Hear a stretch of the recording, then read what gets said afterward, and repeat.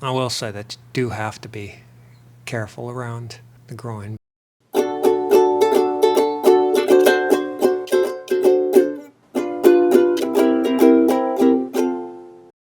Welcome to Sketchbook Legends. I'm your artist, Paul Hostetler. Today we're going to be drawing Ken Kesey, author of One Flew Over the Cuckoo's Nest. And you can see I've got my reference all set up on my phone right there. I'm going to be drawing from a photo. I thought it would be interesting, a good exercise to try and draw directly from photo reference. It can be a tricky thing, though, sometimes, since a photo doesn't necessarily contain all the information you need to create a good drawing. At the end of the day, it's just a flat image made of, in this case, pixels, in other cases, little drops of ink. But there are parts of a photo where you can't necessarily see what's going on. Is a piece of fabric folding this way or the other way? What's really the expression on the face? Sometimes the skin tone isn't particularly well defined. And if you're depicting all of these things like I will be doing in line art, this is information that you really do need to either know or make up. Not to mention that, photos provide very clear proof of what a composition is supposed to look like. And if you don't nail that exactly, it turns out that your artwork isn't going to look right. Now, since my style is a little bit exaggerated, I am going to be warping these. For example, giving him huge floppy feet, as is my wont.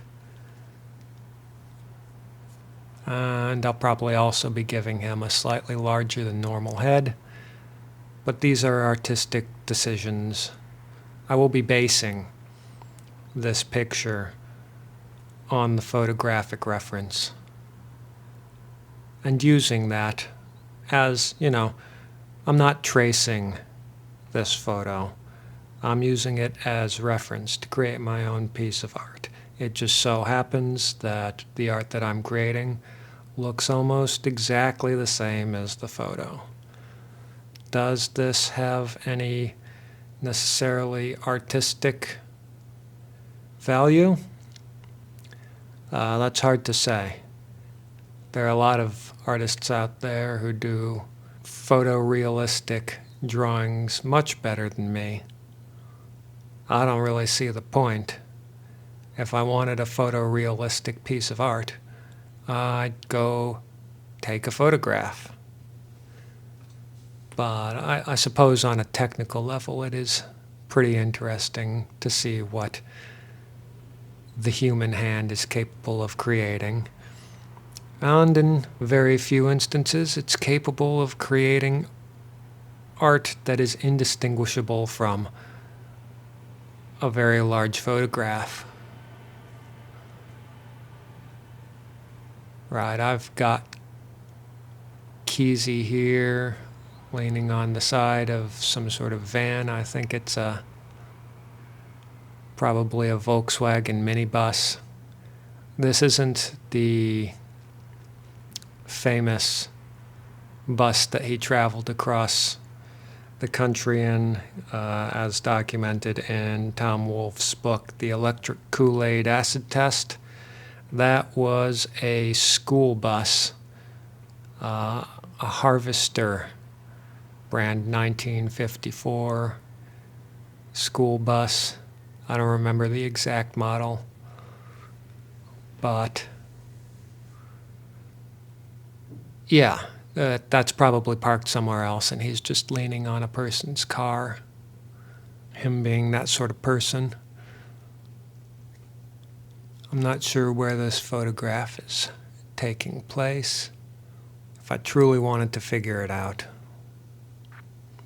I could use detective skills and be like, well, the light is coming from this direction. You can see that obviously that's sun, that's in the afternoon. I don't think Kesey would have gotten up early enough to have golden hour light on his face at 6 in the morning.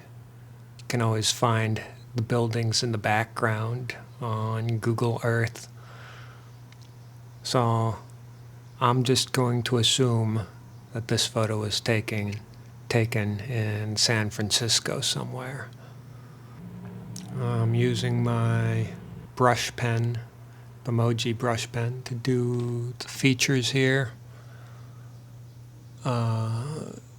It's important to note that the Bimoji brush pen is modeled after Chinese or Japanese calligraphy pens, and you're supposed to hold those in a different way than you would a Winsor & Newton Series 7 Sable watercolor brush, even when inking. These Bimoji calligraphy brushes are created to be held straight up and down, and that way you can get nice curly curves and move the brush in any direction you need to, left, right. Western calligraphy requires that, pens and brushes be held at an angle, and that way you can get the same sort of thin and thick lines going in the same direction over and over and over again, because we write left to right, and the Japanese and the Chinese write from top to bottom. And I suppose it behooves them also to be able to see what they're writing, hence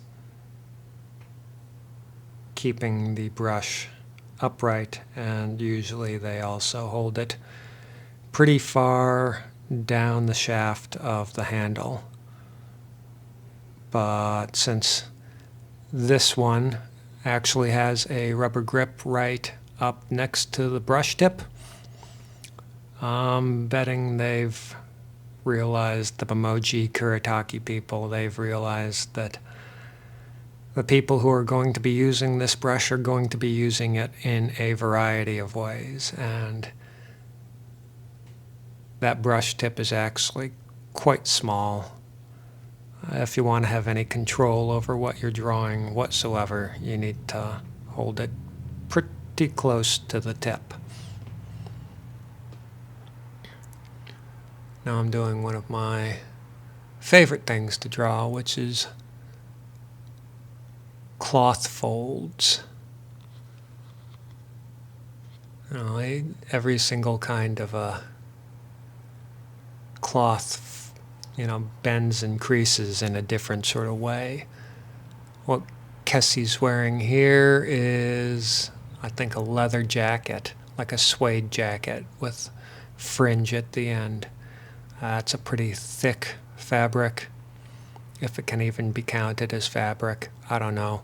Some fabric historian will no doubt yell at me in the comments. Please do. Feel free.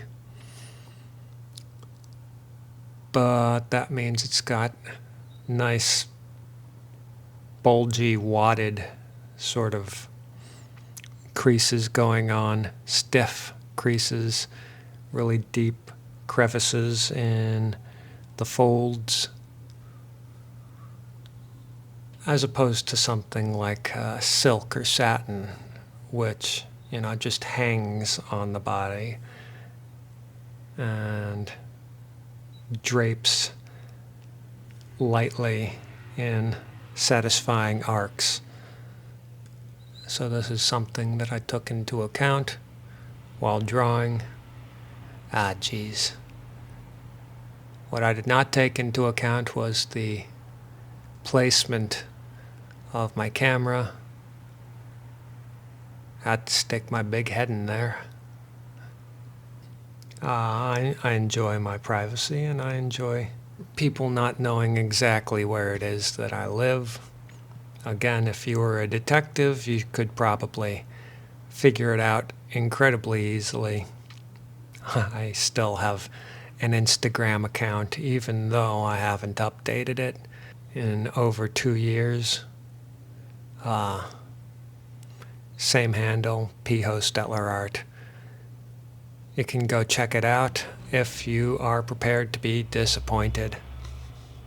Now, one thing about working straight from photographic reference is that you can actually tell what the lighting is supposed to be on any particular part of the piece, even though sometimes that lighting is counterintuitive, and even though sometimes that lighting will not make for a good drawing once it's rendered out in black and white lines, which is where the interpretation comes in. Some people say you should block in all your solid blacks first and then go in with the details. I honestly don't think there are enough solid blacks in this piece to warrant that, but I can see the wisdom. I just think solid black chunks are exceptionally boring to draw. Just filling it in like a coloring book. There's very little artistic satisfaction in that. Does anyone want to know about Ken Kesey? I mean, obviously, we know him from the electric Kool-Aid acid test. We know him from One Flew Over the Cuckoo's Nest. We know him from The Merry Pranksters. He started out as a high school athlete, I think up in Oregon somewhere. He got a creative writing scholarship, won some awards, moved to a bohemian community, got married. I think somewhere in there, one of his friends and colleagues told him, "Hey man, you should really try some of that LSD. All you have to do is sign up for a trial at the Veterans Administration Hospital." So he did. Turns out this trial was funded by the CIA. That didn't come out until over a decade later, but it's a fun piece of trivia. From there, he kind of got hooked on the LSD experience. I'll say you can't really get hooked on LSD chemically. It's less addictive than even caffeine, even aspirin. Kesey enjoyed it enough that he applied for and got a job as a janitor at the Veterans Administration, mopping up the halls at night, using his key privileges to raid the medicine cabinet so that he could get free LSD. And he also used this time to sketch out and figure out how he was going to write his first novel, which was One Flew Over the Cuckoo's Nest. You may know it from the movie version with Jack Nicholson and Christopher Lloyd and Danny DeVito, all them fellas. Kesey didn't really like that version, but what are you gonna do? He got a pretty nice chunk of change for that. One Flew Over the Cuckoo's Nest ended up being big enough of a seller, even in book form, that he could buy a little ranch right outside of San Francisco, an old town called La Honda. Probably not so little right now. And he used that to sort of stage these big bohemian parties, and eventually people started just staying with him because, he was the guy who could get free LSD. He wasn't working at the Veterans Administration anymore by that point. But when you're a big name author and you're known for taking LSD, and in fact he confessed that, at least the first paragraph, if not the first chapter, One Flew Over the Cuckoo's Nest, was written entirely on LSD. Not sure if I believe him. It might have been written on LSD, but it definitely wasn't edited on LSD. At some point, Kesey wrote his second book and decided to take a cross-country trip with all of his hippie friends to go to New York for the launch party, which was a thing that publishers used to do back when there was still money in publishing. He and his buddies, high as all get out, freaked out good Americans from coast to coast.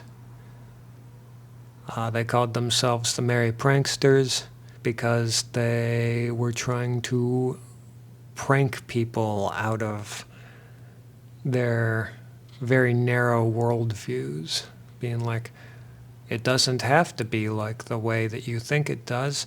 Just take a look at us. We're doing fine. They'd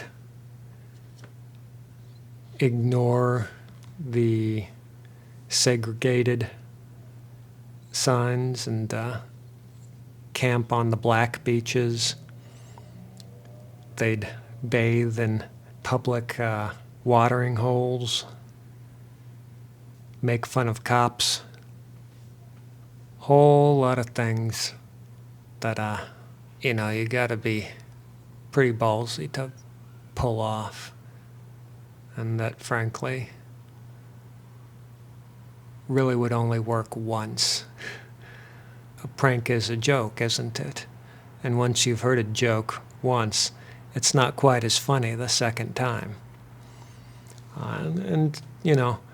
Their escapades were more or less where we get our ideas about hippies. That's where the hippie idea was born, was from these bohemians who also dressed in bright colors and had a brightly colored painted bus that they were driving from coast to coast, evangelizing LSD,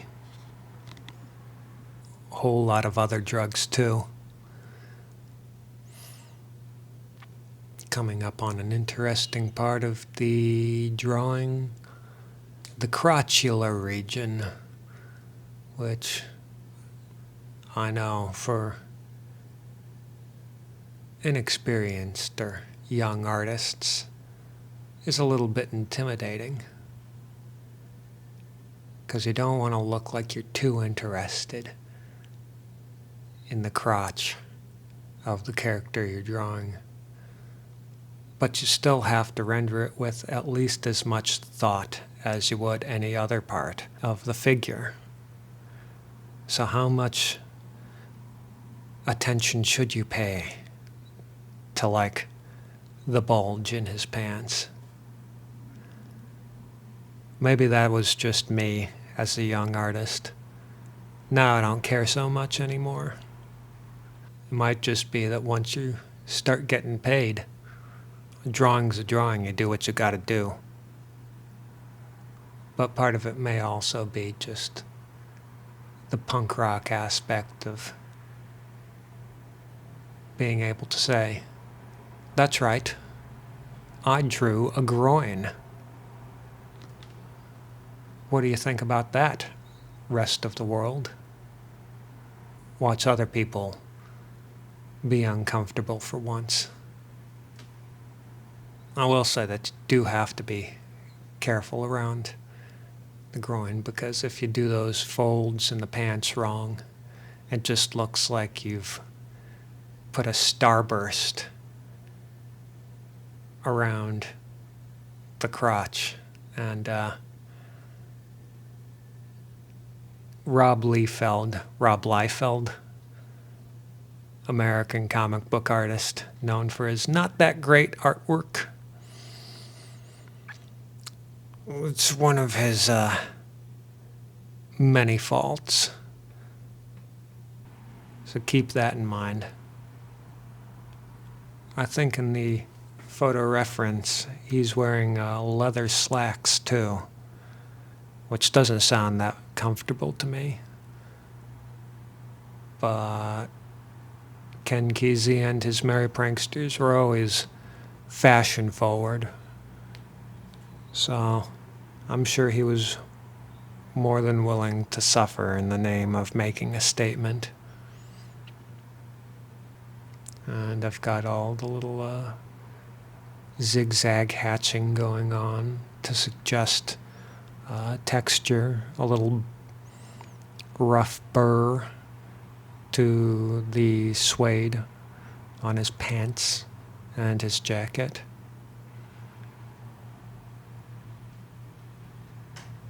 Works out exceptionally well and is pretty fast.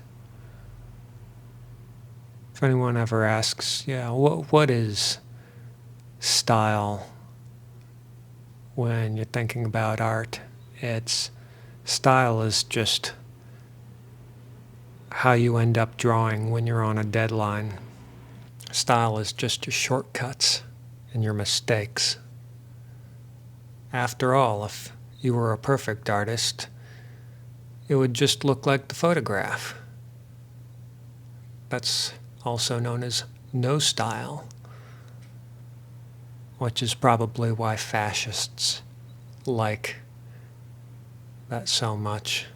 It removes the artist from the equation, and they, for whatever reason, fascists really don't like thinking of art as something that people make.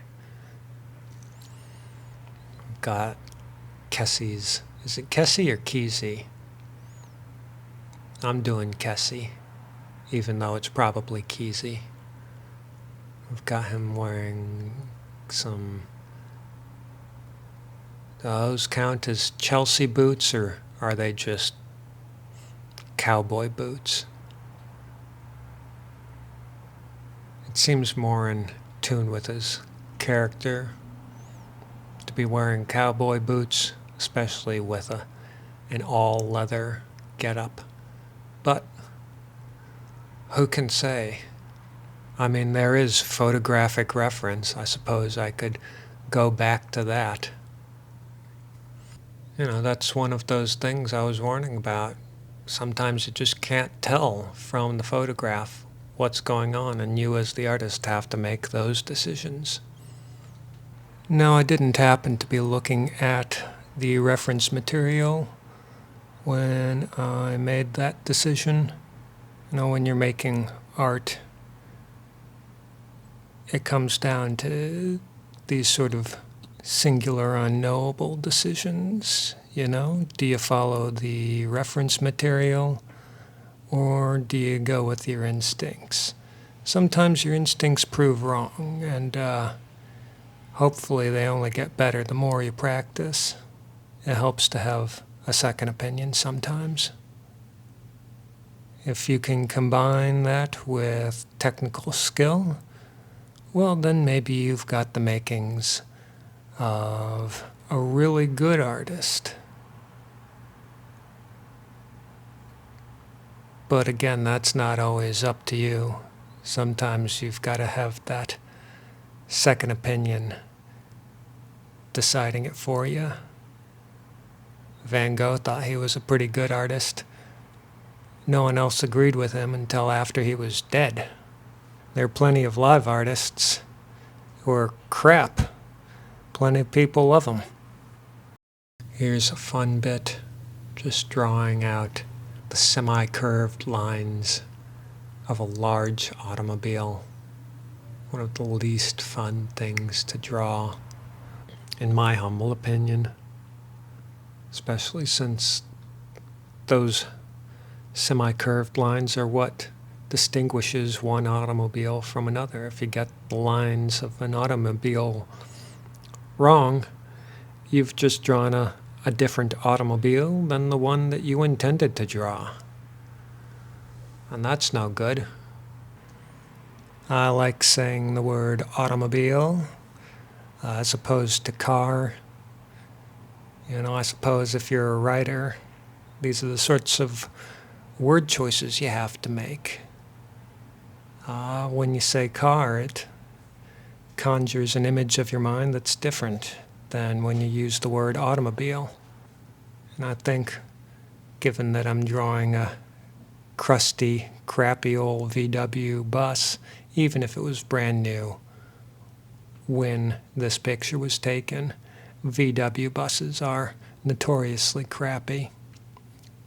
Automobile just seemed like the right wording versus van or car. Car got no panache. Automobile, it rolls off the tongue nicely. But back to art. Now you can see here I've tilted the paper. And, that's because a lot of these lines are very hard to draw unless your hand is in a certain orientation.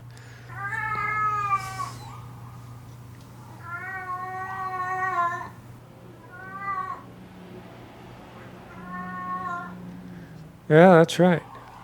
We've got a police siren and a cat. Can you tell the difference?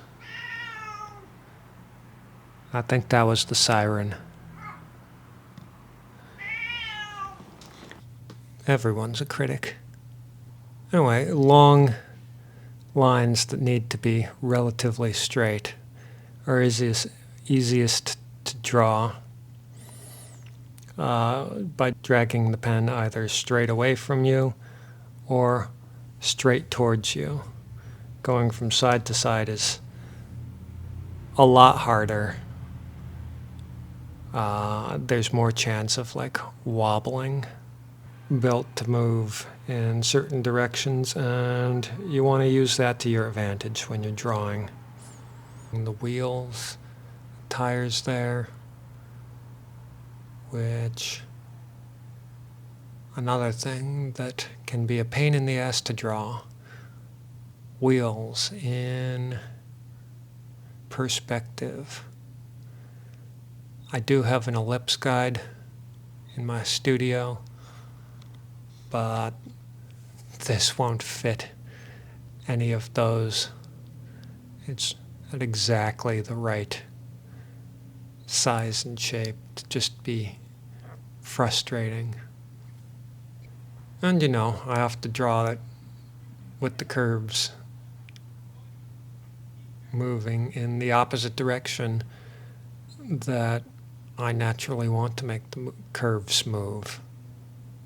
So that's a bit of a bummer also. Not to mention, these tires are black. My only tool that I'm using is also solid black. So how do you get depth using only black on a black colored object? Well, you fudge it. That's how. I think I've said before, as an artist, you always want to put light spaces next to dark ones so that the contrast helps bring out the forefigure and can push the background even further into the background. I'm good with words. I'm leaving a little space in between the black of the tire and the black of his shoe. I've decided to put a little shine on the tire just right there so that you can delineate his shoe from the black rubber. That's not necessarily in the reference material, but it's what's needed in order to give this piece a pleasing composition. Same reason I've decided to put that back of the bumper in shadow, just so that his leg pops out a little bit from there. There's a saying when writing, you shouldn't expect your reader to feel any emotions that you, as the author, don't feel when you're putting the words on the page. And I think the same goes for art. Maybe the reason that I feel drawing cars, drawing this particular van is such a chore is that I don't particularly have any strong emotions toward cars or vans. It's just extra effort for me. Now we got him leaning on a window, also a van door with a window in it, which presents its own complications because windows, more often than not, are both see-through and shiny. So we need to do a little bit of reflection, but also transparency. You need to be able to see what's on the other side of that window, just because it's such a complex piece of glass. I'm thickening up the lines on his hand, once again, so they pop. And some people think more detail is better, but more detail just means more things that you need to think about. You can't just draw the detail. You have to make sure that the stuff next to the detail still looks good also. Of course, you could also just leave all the details out, but then you have less chance to screw up on the stuff you have left. The rendering would have to be absolutely perfect. And since I'm doing this on camera, and I can't necessarily spin my sketchbook hither and thither in order to draw everything exactly the way I would want to. And I'm using ink, which is a very unforgiving medium. I find a little extra detail helps to bring the piece together. For example, his jacket there. In the photograph, the inside of that jacket is completely in shadow. I've decided to lighten it up a little bit, an area of lightness, just so it doesn't dominate the artwork. All the lines sort of end up dragging your attention either back to either hand or his face, and your brain sort of fills in the rest and makes it all work. And that's Ken Kesey from Photo Reference. If you liked this video, click the like button, click the subscribe button just because I'm telling you to. If you have comments, criticisms, suggestions for what I should draw next, leave a comment below. If you'd like to support this channel, you can find links to my Patreon, Ko-Fi account, and TeePublic store in the description. And as always, stay sketching, stay legendary, and have a nice day.